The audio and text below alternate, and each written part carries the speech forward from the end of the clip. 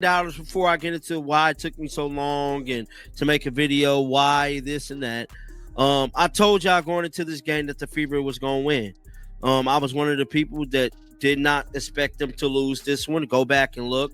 I told y'all they was going to win. I didn't think they was going to be down by 20 and come back and win. Kelsey Mitchell immediately erupted. But guys, it took me a while to make this video because I'm trying to get my thoughts together and gather my emotions because my second favorite player on the team is done, and that is Sophie Cunningham. A single photograph has sent a shockwave through the entire world of sports. And it's not a picture of a game-winning shot or a championship celebration. It's a snapshot of pure malevolence. A sinister grin on a player's face as her opponent Sophie Cunningham is helped off the court in excruciating pain. This is the viral moment that has exposed Bria Hartley, and it has fans, analysts, and even players' families asking a terrifying question. Was this just a tragic accident in the heat of the game, or was it a cold, calculated hit designed to take a star player out for good? The evidence is piling up, and the conclusion is far more disturbing than anyone could have imagined. This wasn't just a collision, it was an assassination on the court, and the smile was the chilling signature left behind by the perpetrator. Oh my goodness, it took a Hercules-like effort from Kelsey Mitchell in the second half of the game to bail out Stephanie White. My God, it took overtime for the Indiana Fever to beat the worst team in the league, they're now 6-27. We're whipping the Indiana Fever's asses for 3 quarters. The game between the Indiana Fever and the Connecticut Sun was already tense. Every possession was a battle, a physical chess match where neither team was willing to give an inch. In the second quarter, the intensity reached a breaking point. Bria Hartley took the ball and drove hard to the basket, a move she's made thousands of times. But this time was different. Instead of navigating through traffic, she became a human bulldozer, her momentum carrying her with reckless abandon directly into the path of a defensively positioned Sophie Cunningham. The impact was sickening. Hartley's body crashed directly into Cunningham's planted right leg, causing it to buckle at an unnatural angle. The sound of the collision was followed by a gasp from the crowd, then an eerie silence. Dirty, dirty Bria, of course, it had to be ya. Dirty, dirty Bria, I would really hate to see ya in a dark alley. Dirty Bria Hartley back at it again with her shenanigans, and this time around, she had her eyes set on one Sophie, the trophy Cunningham. Sophie, get well soon. Hopefully the MRI later today shows nothing too serious. Would love to see you back on the court. Cunningham immediately collapsed, her hands instinctively grabbing her knee as a silent scream of agony contorted her face. The game stopped. The entire court went still as players from both teams looked on in shock. As trainers rushed to her side, it became painfully clear that this was no ordinary sprain. This was a catastrophic injury. She couldn't put any weight on her leg as she was helped back to the locker room, her season and perhaps her entire future in the sport hanging precariously in the balance. The slow-motion replays that circulated online minutes later were the stuff of nightmares, showing the brutal physics of the hit in graphic detail. But the true horror of the situation was yet to be revealed. And it wasn't happening on the court. It was happening on the bench. And I want to talk about what Coach Stephanie White had to say after the game. During an interview, she said these players have something inside of them that you just can't teach. They bring it out in each other, and it allows us to get through these incredibly tough times. It gives us a chance. I'm so incredibly proud of them for continuing to believe. And that is something where I feel like the media or other players have said that the Fever have locker room issues, and we even heard that last season. It seems like this core group, since DeWanna Bonner has departed and she is no longer with the team, it seems like this group really has come together, and whether they are winning or losing, they do have a sense of togetherness. As the cameras panned away from the somber scene of Cunningham's exit, they caught a glimpse of something that turned outrage into pure fury. There, on the Connecticut Sun bench, sat Bria Hartley, and she was smiling. It wasn't a quick, nervous smirk. It was a clear, lingering grin as she watched her handiwork unfold. For thousands of viewers, this was the ultimate smoking gun. It looked like a cruel, heartless celebration of another player's suffering. Some tried to defend it, calling it a reaction to a teammate's comment or a misplaced show of adrenaline. But for anyone who has been following Hartley's career, this smile was something much darker. It wasn't a random moment. It was the confirmation of a deeply disturbing pattern. Sophie Cunningham. Oh, man. I got to tell you, this victory, it came with a big price. Bria Hartley, let me just start there because we've got Sophie Cunningham's sister and mother weighing in on the league. And Bria Hartley right here. This is Hartley right here coming she in. To slide over right there. And Hartley just kind of falls and and she crushes in on the knee of Sophie right here. And she went down hard. And that was it. That's like she tried Sophie to slide was over upset. Right there, and Hartley just kind of falls and and right there once again into the knee. They had to pull out towels to sort of cover the situation up. Bria Hartley getting absolutely destroyed by everybody. To understand why this incident has ignited such a firestorm, you have to look at Bria Hartley's villainous resume. This was not an isolated act of aggression. She has been building a reputation as one of the league's most reckless and dirty players for years. One of the most infamous examples came during a heated game where she was battling for a rebound with superstar Angel Reese. In a move that had nothing to do with basketball, Hartley was caught on camera blatantly yanking Reese's hair from behind. It was a cheap, dangerous, and completely unnecessary act that led to a furious confrontation. It showed a willingness to cross lines that other players wouldn't dare approach. But the rap sheet doesn't end there. In another game, Hartley was involved in an aggressive scuffle with Rebecca Allen that went far beyond typical on-court physicality. The pushing and shoving escalated to a point where officials had no choice but to eject her from the game. These aren't just instances of a player being tough. They are calculated acts of aggression that have put other players at risk. When you connect the dots, the hair pull on Reese, the ejection-worthy fight with Allen, and now the devastating collision with Cunningham, a disturbing picture emerges. The incident with Sophie Cunningham wasn't an accident. It was the predictable, horrifying culmination of a pattern of behavior that the league had allowed to go unchecked for far too long. Indiana Fever with a hell of a comeback versus the Connecticut Sun. We're going to get to the good, the bad, and the ugly. Let's start with the ugly. Prayers up for Sophie Cunningham. One half of the Blonde Bombers. Sophie, the trophy, is done for the season with a horrific lower leg injury. I don't know if it's her knee. I don't know if it's an Achilles. It looked bad. She's going to be done for the year. I don't know how much longer the Indiana Fever can continue to survive with these injuries. I just have to be honest. I got to be real. We lost Sydney Colston to a torn ACL. Ari McDonald broken bone in her foot. Caitlin Clark has played like 12 games all year or something like that.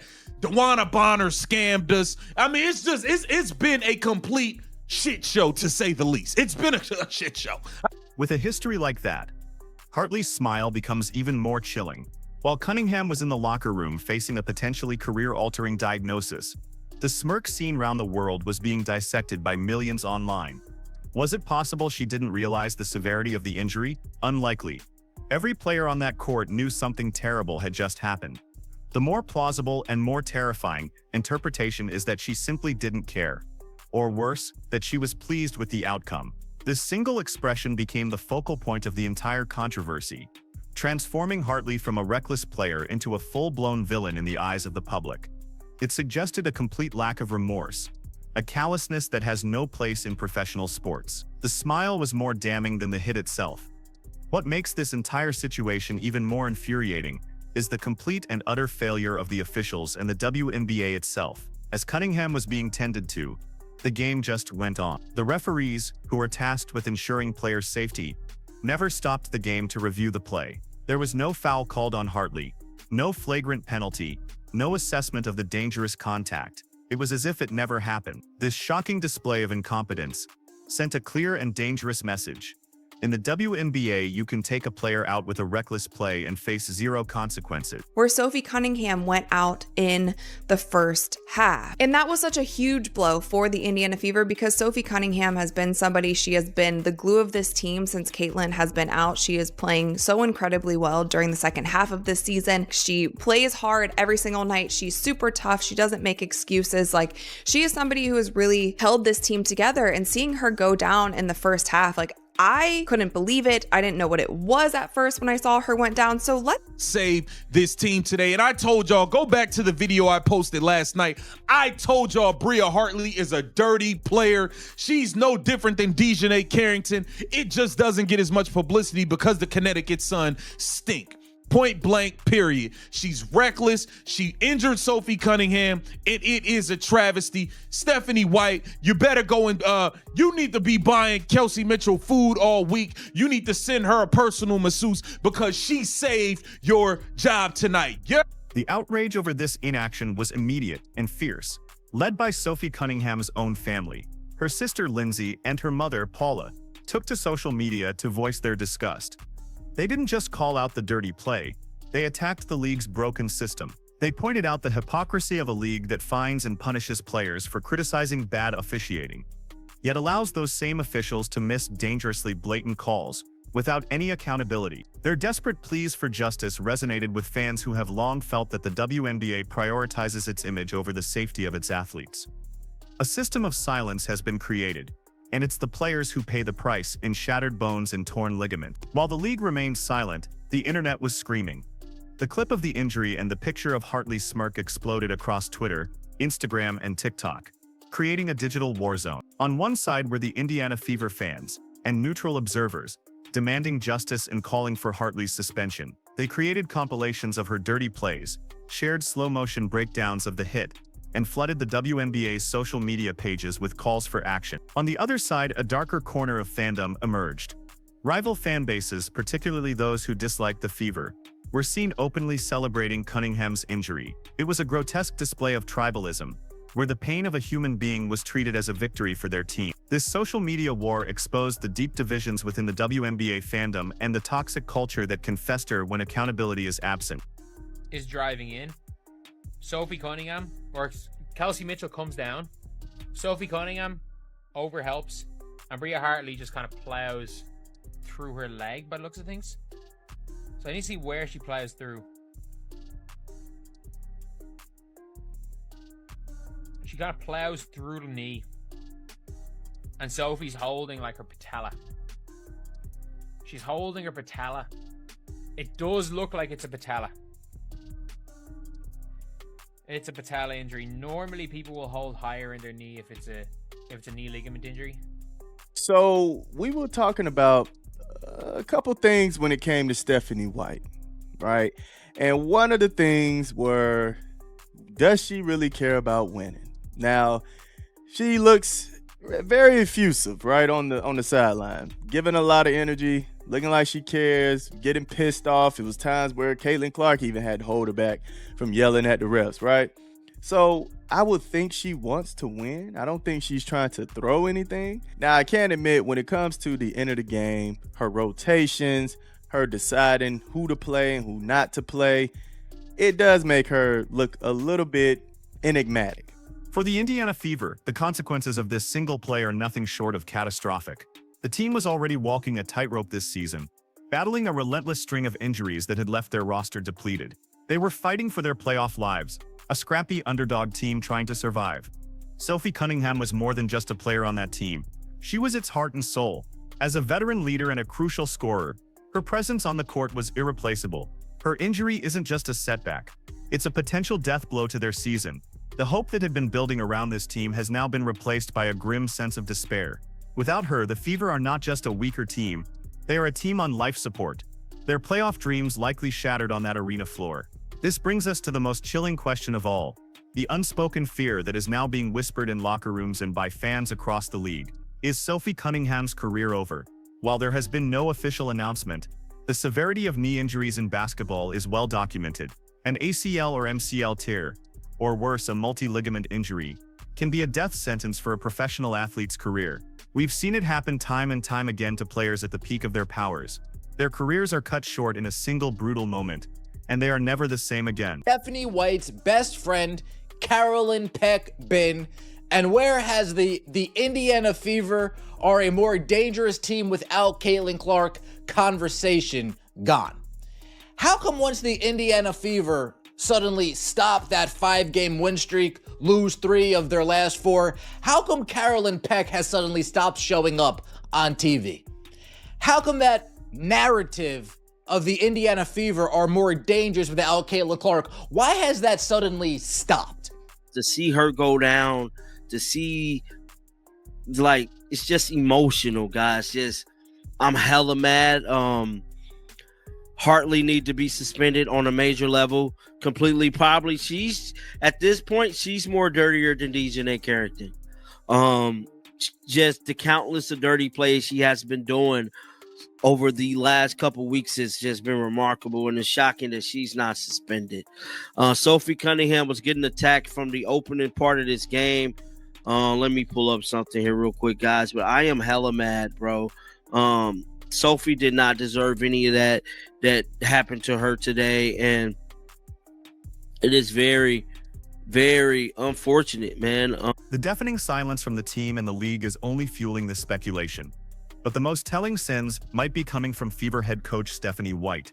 In recent press conferences, her words have been heavy with a somber tone. She spoke about her players being good human beings, people who are selfless and tough, and praised them for how they continue to pull together to go through these incredibly tough times that we're going through. Read between the lines. A coach doesn't use language like incredibly tough times for a simple sprain. This sounds like a leader trying to prepare her team and the public for the worst possible news. While she hasn't said the words, her demeanor is painting a grim picture. Many now believe her statements are a subtle, heartbreaking announcement that the team is bracing for a future without Sophie Cunningham. So what happens now? The WNBA has a history of inconsistent punishment. Will they finally make an example out of Bria Hartley, or will this be another instance of a player getting away with a dangerous act? Analysts are looking at past precedents, and the outlook is murky. Suspensions have been handed out for far less, yet players have also avoided punishment for actions just as bad. The league is at a crossroads. If they fail to act decisively, they will be sending a message that player safety is not a priority. They will be telling every athlete that they are on their own, and that the league will not protect them from players who are willing to cross the line. Understand what she's doing. I've been saying it for the past couple games where I'm like, man, I'm just not understanding why you're not playing this player, that player. What's up with the rotation? I find myself doing this a whole lot. So at some point, I have to say, yeah, she just has to get out of her own way when it comes to rotations, who you're playing, who we're getting the ball to when the hot hands are going. These things are kind of confusing. Now, my biggest example would be Chloe Bibby. Now, I've been talking about Chloe Bibby for a good amount of games now, and the thing is, the Dallas game, yes, they lost, but she shot 100% from the three. The incident between Bria Hartley and Sophie Cunningham has become a stain on the WNBA. It's a story of a reckless hit, a disturbing history of aggression, a chilling smirk, and a league that stood by and did nothing. It has exposed a system that seems broken, and it has left a team in ruins and a player's career hanging by a thread. The questions that remain are haunting. Will justice ever be served? Will the WNBA take meaningful steps to ensure this never happens again? And will Sophie Cunningham ever play basketball at a professional level again? What do you think should happen? Was this a deliberate attack that warrants a historic suspension? And what does the WNBA need to do to finally prove it cares about protecting its players? Let us know your thoughts down in the comments below.